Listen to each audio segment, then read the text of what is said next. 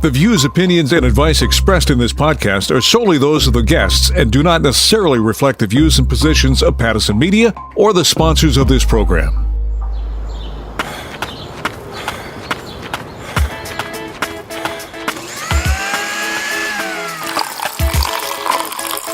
Breathe out, 2, 3, 4.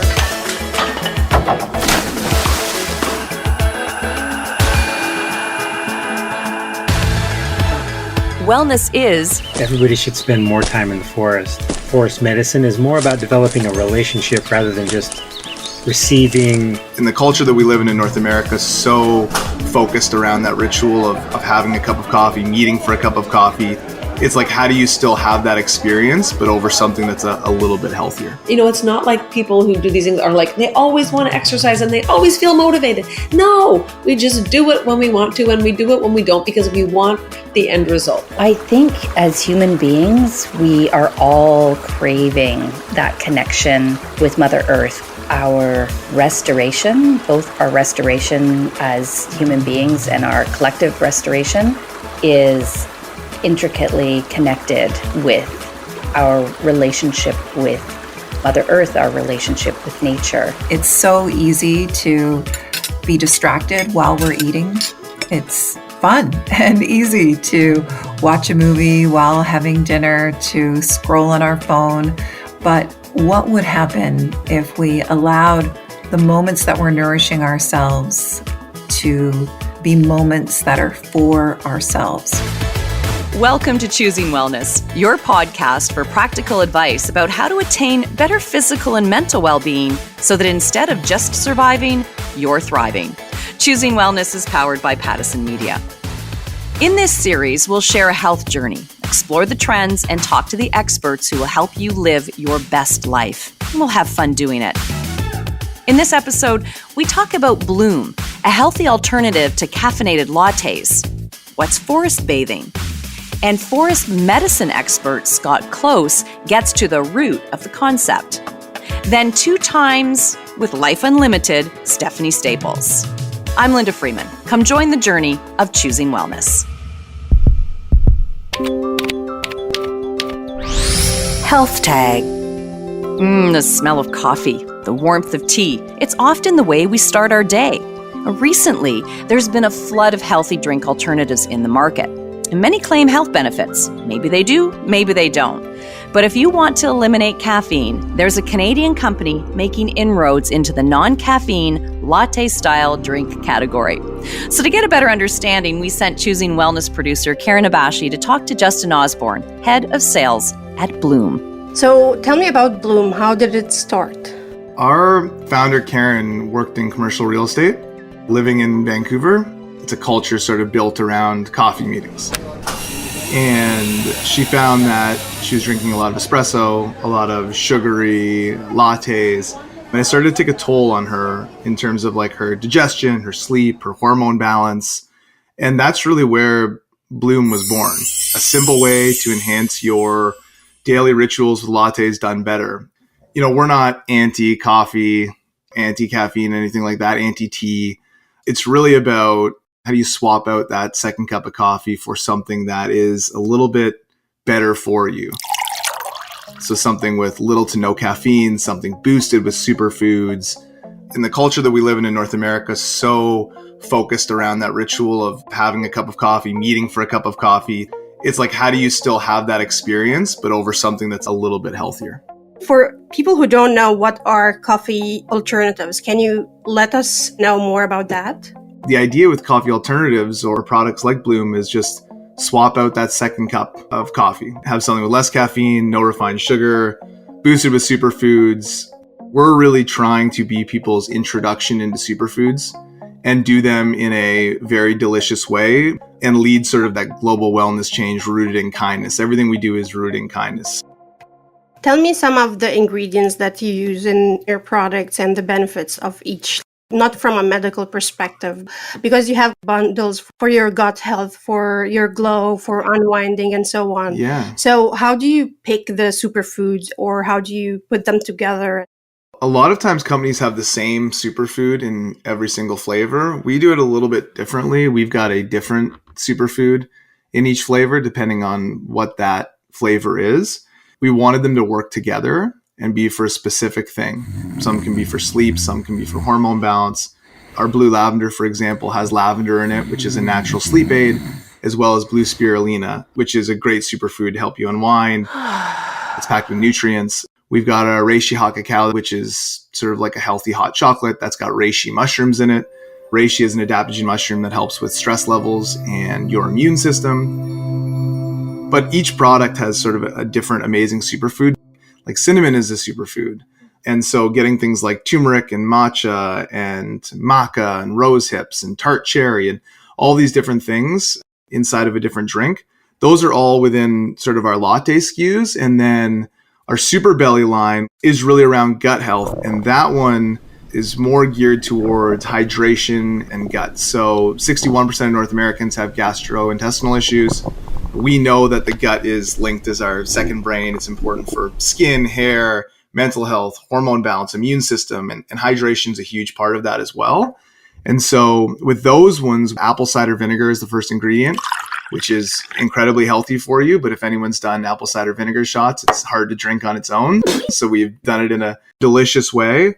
We've got BC30 probiotic in there, so we can call out live cultures and probiotics. And those, of course, are helpful for your gut. It's got prebiotics as well, which feed the probiotics and feed the gut health. Talk to me about how do you come up with a product, like the process? How do you think of it? Who's on the team? Like, do you have research scientists and then sourcing the ingredients, the testing?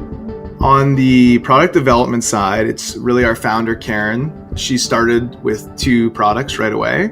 Turmeric being the first one, which is like a golden milk, more traditional product, and then expanded from there. And then we've got a few people on our team on the product development side that have their masters in science and nutritionists, and they work on the product formulations, trying to fit together the right superfoods with the right flavor. The flavors really came from what flavors were trending, what flavors we thought people would like, what flavors people were buying at coffee shops, and what type of superfood would work in there to provide a benefit, but also not impact the flavor in a negative way. I think the way that we're different from most companies is we think flavor first and then superfood second. And at this point, we've got about 9 latte SKUs on a regular basis. I follow your account on Instagram, and I saw a reel Karen posted about how she started it. Yeah. Her dad, he used to give her the turmeric, and then she made this, and now the company's worth almost 10 million. And then she went on Dragon Den. Now entering the den, this Vancouver entrepreneur hopes the dragons think she's a natural and invest in her blooming business. Hello, dragons. My name is Karen Danajaya, and I'm from Vancouver, BC. I'm here today. Can you tell me about that? I'm very curious about this part. She went on Dragon's Den a couple years ago now. They got a deal on the episode. The deal did not end up going through afterwards, but great experience. Great to show that the dragons were interested. That meant we were onto something. And we have done 1 round of funding. That's about it. Otherwise, Karen sort of bootstrapped the company and done an incredible job building this, despite like a lot of difficult things in the past few years. And we're going to pass 10 million in revenue. So we're in a really good spot. You know, small company out of North Vancouver. We're expanding a lot in the US and starting to build a business down there, which is really exciting as well. And Canadian partners have been so supportive. And we talked to so many Canadian retail partners that are super supportive of the new launch, and just a really, really exciting time for us. I'm so happy to hear that because, you know, it's a really good product. What feedback do you get from customers? It's a mixed bag, honestly. Some people like to have it sweeter. We don't use any refined sugar, so any sugar in there is from a natural source like coconut or dates or maple syrup. Some people love it just the way it is. Sometimes when people try it for the first time, they don't make it correctly. Sometimes we get that feedback where they just mix it with water and we say, no, it should be a latte. We want you to have frothed milk in it. Think about it as you're making a latte and this is almost the espresso part. But I mean, overall, and I'm not just saying this because we're on the podcast, you could check Blume.com and look at the reviews. The reviews are overwhelmingly positive, which is really, really great. Blume is on a mission to build this kinder wellness world. To us, what that means is little choices that stack up and build over time to create movements. And so it's these small changes that you can do to constantly improve yourself. And that's how we look at our team. That's how we look at our products. That's how we look at sort of the world, is what can we do to create that larger scale movement with some of these small changes. So what's next for Blume? We've got 2 really, really big launches coming up in the US in about a month. We're launching in Sprouts and Whole Foods. So those are very, very big customers for us, the 2 largest natural customers in the United States. And I think for us, it's continuing to expand on the lattes and getting more cups in people's hands. And now it's starting to expand with Super Belly as well. We've done a really nice job in Canada. We're in a lot of natural stores, grocery stores. We're online, of course, on websites like well.ca. And now we're sort of expanding more and more to the US. And the more people can try our products, the more lives we can impact, the more that we can improve this world a little bit. And that's health, that's community feeling, we're fully plastic neutral plus, so great for the environment. We remove 2 times the amount of plastic from the ocean as we create. So the more people that are trying our product, we genuinely believe that the world is a better place because of it. So we'll just continue to be pushing that and trying to get it in more and more people's hands. The future seems to be bright for Blume, and I hope so too. Blume can be found at retailers across Canada and online at itsblume.com. Life Unlocked. A fitness trend or a mindfulness practice? It's more like a bit of both. It's called forest bathing, and research shows it has potential healing benefits. So you're taking in the forest atmosphere and bathing yourself in these phytoncides. There's some evidence that if we are breathing in these chemicals, it can provide health benefits to humans. White blood cells that are traveling around our body, kind of seeking out possible tumor cells. By inhaling, some of these phytoncides, these chemicals, they can increase the activity and the abundance of the natural killer cells. You may still be asking, what exactly is it? Well, in the late 1980s, Japan was looking for a way to help residents who moved into the city from the country to reconnect with nature and balance tech burnout. Shinrin-yoku, forest bathing, was introduced and well received. In the 1990s, research began on the psychological benefits of forest bathing, providing the science to support that connecting to nature is good for us.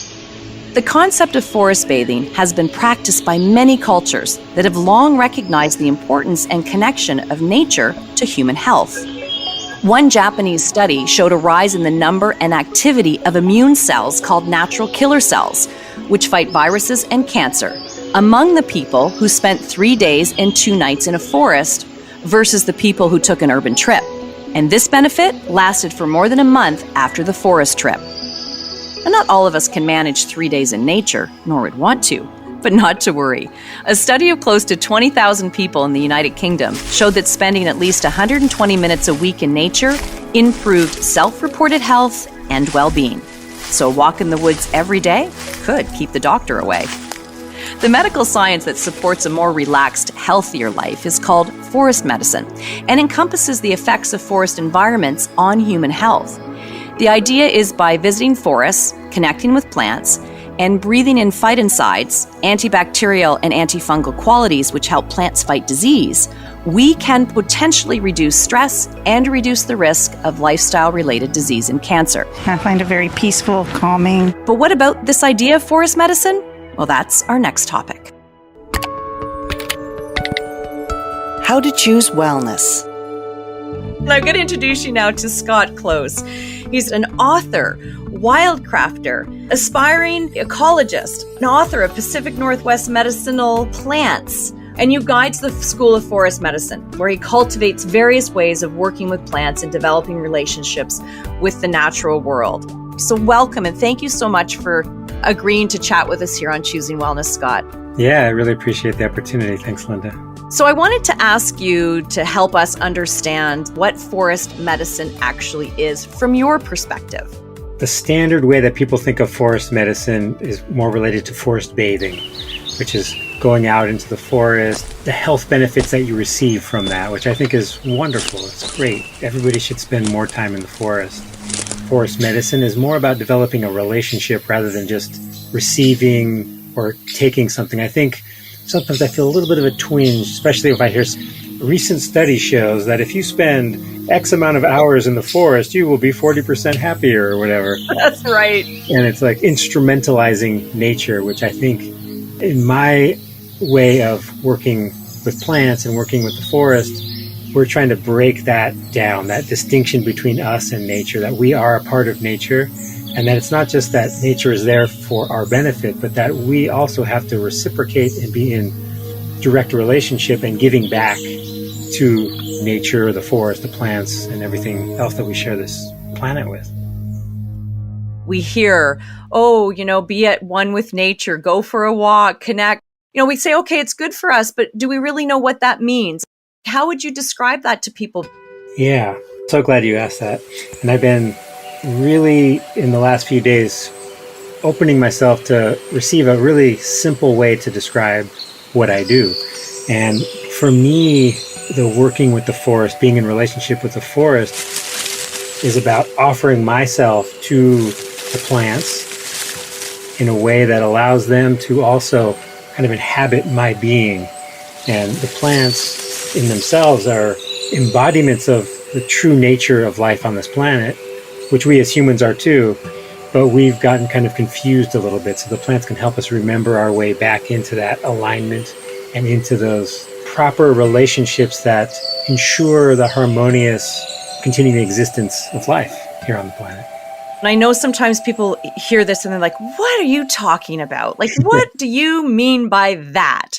This guy's, what is he? Is he out there? If this is brand new for us, how do we listen to nature and develop that connection that you're talking about, Scott? Well, it makes me think about, and particularly in the way you presented, like, what is this guy talking about? So I think one of the ways we can access this is to remember what it felt like to be a child. Because as children, we're all animists. We all see the world as alive, and we have imaginary friends, and we talk to the trees, and we talk to the plants, and they talk back to us. And then we kind of get that enculturated out of us. So I would recommend awakening that child within and that remembrance. It's especially easier with the trees and the plants because they don't run away from you. That's right. And if they do, you're in trouble. You're in trouble, yes. It does sound kind of weird. It's just how you feel in your body. Everybody has the capacity to do this, that it's not something we have to learn. We've co-evolved with plants and with nature and with all the things that come to make that be. When you're first starting, it's helpful to do it in a place that's less influenced by humans, because then there isn't anything to distract except what's going on inside of ourselves. Our nervous systems extend beyond our physical bodies.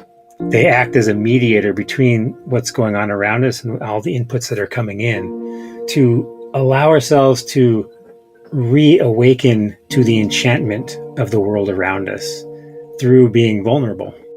Like truly connecting with nature, as you explained off the top, can just open up a whole new world for people, but yet so often we're scared. Yes, definitely. One of the biggest joys in my life, there was a particular gentleman who came to one of my courses, and when we did the opening circle of introducing ourselves, what brought you here? And his response was, my wife made me come. Oh. And I thought, oh no, this isn't going to go well.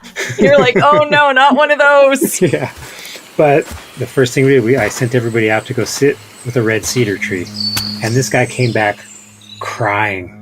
It completely cracked him open and just opened him up to a whole new way of being. And he recently shared with me that his entire life changed from that experience. And I was concerned, oh God, this guy's going to not like this, and he's going to think I'm crazy. Here he was, his whole life completely changed. It helped him restore all of his relationships in his family. Wow. He found his truth and his honesty and his business dealings. It was really, really touched me to hear him. Yeah, isn't that amazing for someone who said, my wife made me come? Yeah. And yet that changed his whole life. Yeah. Are medical doctors finally opening their eyes to some of this? I think that more and more doctors are being open to herbal medicine and other alternative therapies. And I think part of it is because while there are aspects of modern medicine that are really beneficial and work really well, there's also a lot of them that don't work so well. Yes. I think one way that we can really see this is that the openness to psychedelics, because there's the gold standard for treating really extreme depression. It's cognitive behavioral therapy. And study after study is showing that psilocybin mushrooms, ketamine, other psychedelic medicines are really effective for treating conditions like that. But I think a lot of doctors now, more and more, are because they really want to help people, and they're aware that some of their therapies don't really work, so opening to new old. Yeah, exactly. It is the new old. Scott, thank you. I really appreciate your time and your perspective on this. Is there anything else that you'd like to add before we go? Well, kind of like I think the last piece is that we can't have healthy ecosystems without healthy human beings, and we can't have healthy human beings without healthy ecosystems. So just to kind of circle back to where we started, we can't just expect to take and receive without giving back. So I just want to encourage people to find whatever way, works for them, like you're saying, to be in relationship with the world around us and to offer ourselves and give what we have to give, because in my experience, we receive so much more than we could ever give, and the true health and well-being comes through that reciprocity. And doesn't that speak such truth to where we're at in the world today? It's a critical time. Mm-hmm. Thank you. Appreciate your time. Yeah, I appreciate the opportunity. Thank you so much. You can find Scott at forestmedicine.net. Now, coming up on Choosing Wellness, the concept of only 2 times with Stephanie Staples. Does that have you thinking?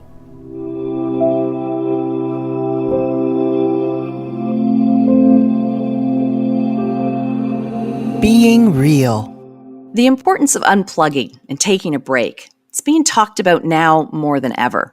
It's a fact mental health issues are on the rise. I'm talking about more than 50 million people in North America alone. Now, Tira Fraser knows the importance of completely disconnecting from the world and reconnecting to one's roots.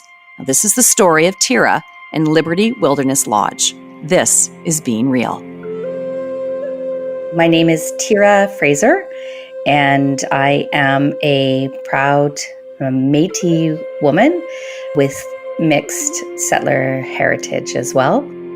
And I am the co-founder of Liberty Wilderness Lodge. I think as human beings, we are all craving that connection with Mother Earth. We are all craving that connection with our relatives, the winged ones and the swimming ones and the standing ones. And I think that our restoration, both our restoration as human beings and our collective restoration, is intricately connected with our relationship with Mother Earth, our relationship with nature. And when you're there and you are just still for a bit and you hear the buzz of the hummingbirds and watch these beautiful creatures, and you can hear the loons and the ravens and the eagles, and you can hear the water washing on the shore, and you can smell fresh air. Immediately your body feels held. Your body feels like you can almost feel the healing happening, the restoration happening in your body and in your mind and in your spirit. And this idea of collective restoration is healing for people and the planet. And we need that connection with the land, with Mother Earth. The Liberty Wilderness Lodge is a place where both restoration happens as well as adventure. It is absolutely essential that we find places and spaces and moments where we can just be, where we can breathe.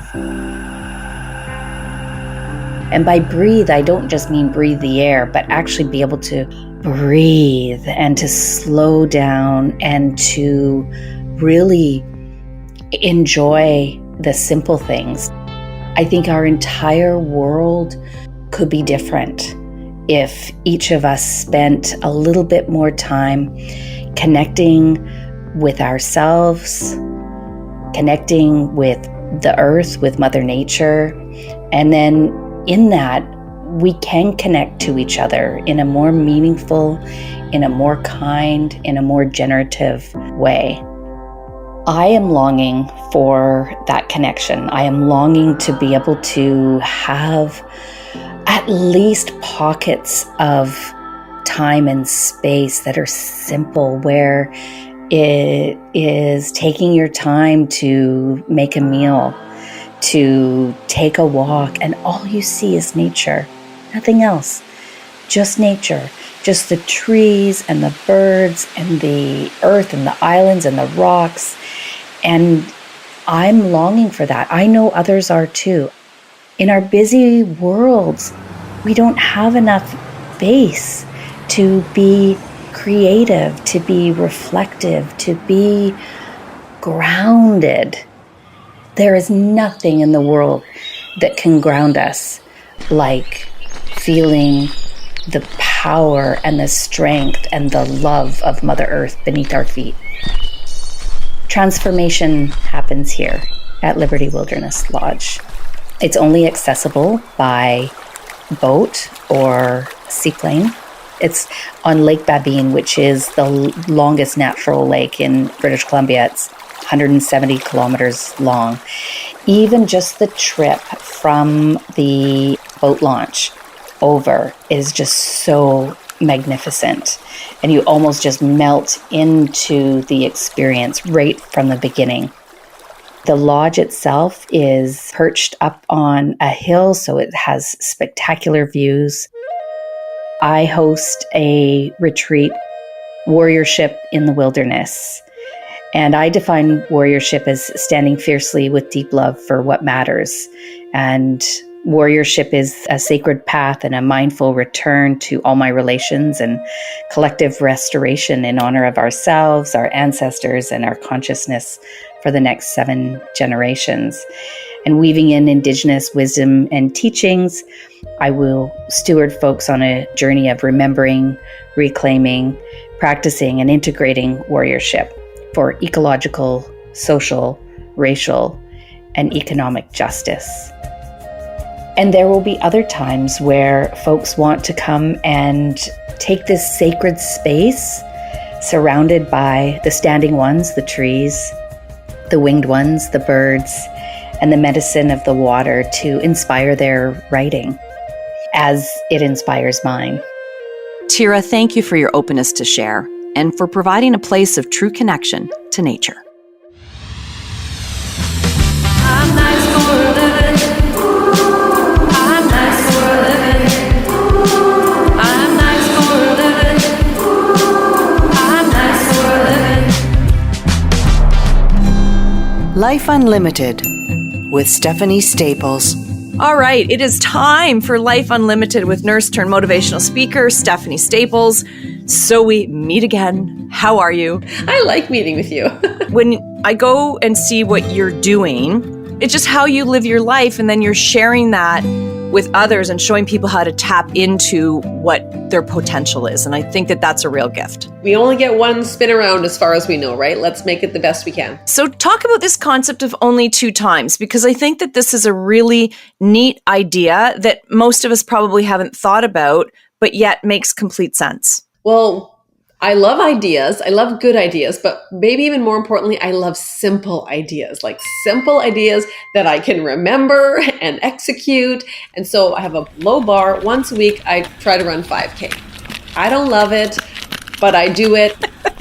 There's so many reasons why not to run. But I tell myself I only have to do this 2 times, when I want to and when I don't want to. And by saying that one line to myself, it takes away virtually every other excuse that there is, because we always have excuses. We always have reasons. So I only have to do it 2 times, whether I want to or whether I don't. I'm going. So let's break this down because it is an interesting concept. We know that it's easy when we want to do something, we're going to do it. But when we don't want to, it's that second part of the 2 times that you're referring to, then what do we do to kind of bring in that motivation? And I think that I want to talk a little bit about motivation, because what we think about with motivation is that it has to come before we do anything. But yet, when I did some deep diving and took a look about motivation, I learned that one of the most surprising things about it is that it often comes after starting a new behavior. So we start a new behavior and then motivation kicks in. And that's basically Newton's first law, right? Applied to habit formation. Objects in motion tend to stay in motion. Once a task has begun, it's easier to continue moving it forward. Momentum, girlfriend. Momentum, right? We think we have to be motivated to exercise for, an hour. Like we must be motivated to do that. We don't. We need to be motivated for like 2 minutes. Long enough to get up off the chair, change our clothes, start, right? Because it's very rare that we're going to stop after 2 minutes. Once we kind of get going, it's like, well, I'm already here. I may as well do that. We don't have to think about eating right every day for the rest of our life. We just have to think about, for this next meal, it's about creating that environment that's going to inspire us to lean in the direction we want to go. But, it's not like people who do these things are like, they always want to exercise and they always want to eat right and they always enjoy, they always feel motivated. No, we just do it when we want to and we do it when we don't, because we want the end result. We want to see that. And we want that feeling because it feels good, right? And maybe it doesn't feel good to start out on that run, but it feels awesome to come home after that run. And like, I did it. I think that's a great way to break this down. It truly does feel good after you've accomplished something. And I think that every day in our lives, there's things that we just don't want to do, but we know we should because it's good for us. And I think we could break it down to eating well and exercising. Doing some of that every single day is good for us. So then how do we make sure that we do it even when we don't want to? I try and do this future thing. Like, who do I want to be? How do I want to show up in the next 5, 10, 15 years? Like, I want to be able to get up and down off the floor without like moaning and groaning. And I want to be able to get in and out of the car. Like, I want to be able to do these activities of daily living. I want to be able to look after ourselves. So that future thing is going to make me do these things that I maybe don't want to do right now. But it could also be something as simple as, emailing somebody you don't want to do, or that newsletter you don't want to write, or it's like, oh, and then so we put it off. And every time we think about it, it's like draining our energy. We're like, oh, but something like that, it's weighing us down. We have to do it, right? So when I hear you talk about that, and I like the fact that you're saying shift out of I should do this and change that perspective, that can be really helpful, because when we think we should do things, we don't want to do them. And I think that's a brilliant statement, because it's true. I should do this, so therefore I do not want to do that. Yeah. But if you look at it differently and try to spin it into a different perspective and way of thinking, then maybe you can get these things happening so that when you don't want to do it, you're actually then going to do it. And are we lucky that we have choices to be able to do that?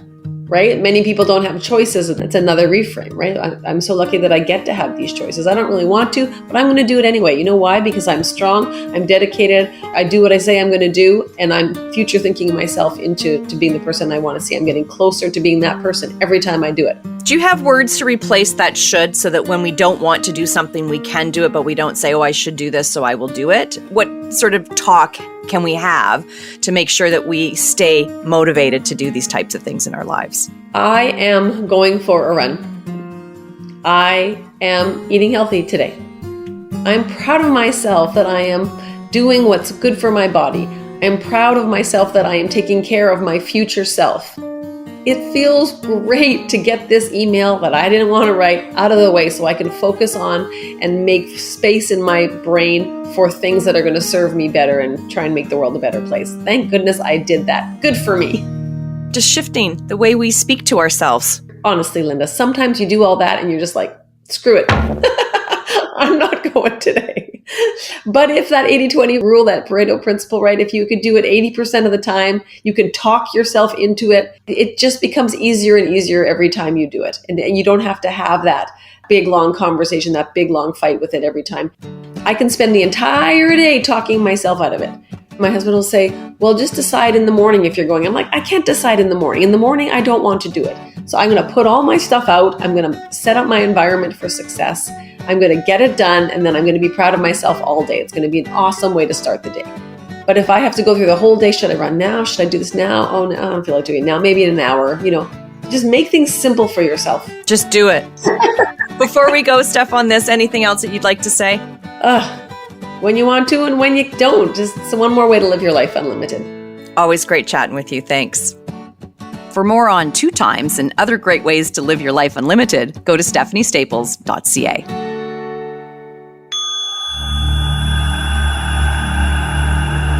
Mindfulness moment. Do you often feel you're rushing around, forgetting to eat, and when you do, having no real awareness? Lisa Dumas is a certified yoga therapist. And in our mindfulness moment, she takes us through being present and how to connect with oneself, even while you eat.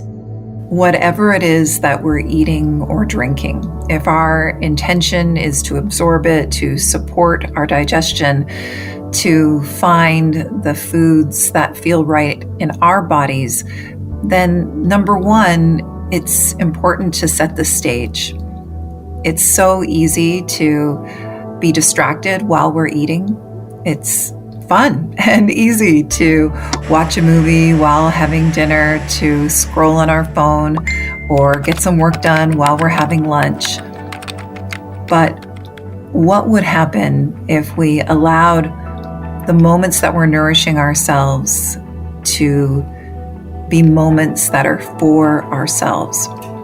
You know, Ayurveda teaches us the importance of turning off distractions, of creating inner peace before we begin to nourish ourselves to support our digestion, to take several deep breaths, to regard our food with our senses before we even taste it. So notice what it smells like, notice what it looks like. For some of us, it might feel important to offer some appreciation and some thankfulness. And by the time that we are taking a bite of that food, we're so present with it, and we've soothed our nervous system so that we are prepared to digest. We're in the parasympathetic side of the nervous system. We are able to move into that state of resting and digesting. Can we really taste our food when we are not distracted? Taking the time to chew and notice the layers of flavor. And when we're present while we are consuming food or drink, we're more present as to how our body is feeling when it comes to feeling filled up. And we can notice signals of hunger, and we can notice signals of fullness. And depending on where we are in our journey with our relationships with our body, we can learn to respond compassionately to our body and respond to that signal of fullness or signal of hunger. And then despite trends, with that present-centered awareness, we can notice, how is this food or drink really affecting me? Do I have a headache afterwards? Do I have some sustained energy? Am I feeling exhausted? And it's important not to vilify what it is that we're consuming. So we don't like to think about our food as bad or good or right or wrong, but knowing that we're each so individual and unique, then our food and our drink might affect us differently than somebody else, even if we're told that it's quote unquote good for us. Present-centered awareness, taking a few deep breaths, really noticing if what you're eating is working for you is what's most important. And then, of course, there's a lot of information that we can get these days about how we are truly being nourished by the food that we eat. But that sense of relaxation before eating and really noticing the effects of that food on you can go a long way in giving us the information we need when we are supporting our own physical and mental health. You can find Lisa at lisadumasyoga.com. Life is challenging, and choosing wellness in our daily lives may seem like adding to the already long to-do list, but together we can make it easier. Join us on the next Choosing Wellness as we tackle blood sugar, investigate the latest trends in biohacking and nootropics, and talk to Stephanie Staples, Life Unlimited, about potentiability. I'm Linda Freeman. Let's connect again soon as together we take the journey of choosing wellness. You've been listening to Choosing Wellness, an initiative powered by Pattison Media designed to inspire and motivate a healthy life. For more information on this program, go to everythinglifestyle.ca. Another Everything Podcast production. Visit everythingpodcast.com, a division of Pattison Media. Subscribe wherever you get your podcast.